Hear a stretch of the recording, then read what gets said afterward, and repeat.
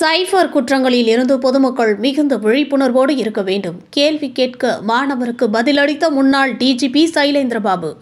கரூர் மாவட்டம் பள்ளப்பட்டி பகுதிகளில் உள்ள தனியார் மகாலில் பள்ளப்பட்டி எக்கனாமிக் சேம்பர் அமைப்பின் சார்பில் உன்னால் முடியும் தோழா நிகழ்ச்சியில் முன்னாள் டிஜிபி சைலேந்திரபாபு கலந்து கொண்டு மாணவர்கள் மத்தியில் உரையாற்றினார்.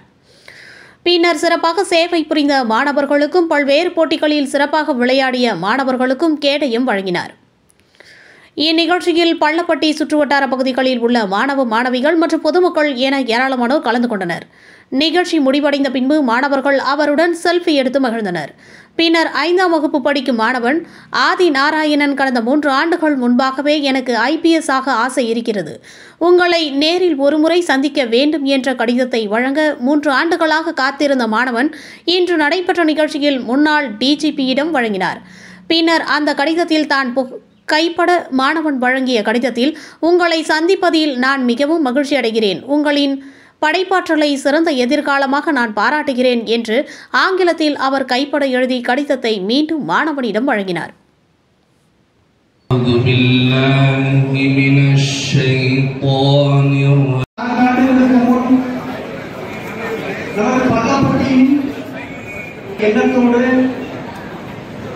பல நபர்கள் ஒருங்கிணைந்து தொடங்கிய இந்த பள்ளப்பட்டி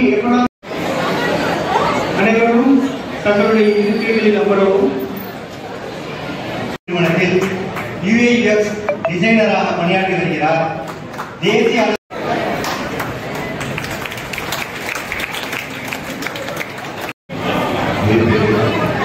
நம்ம கலாச்சாரத்தில் பேசதான்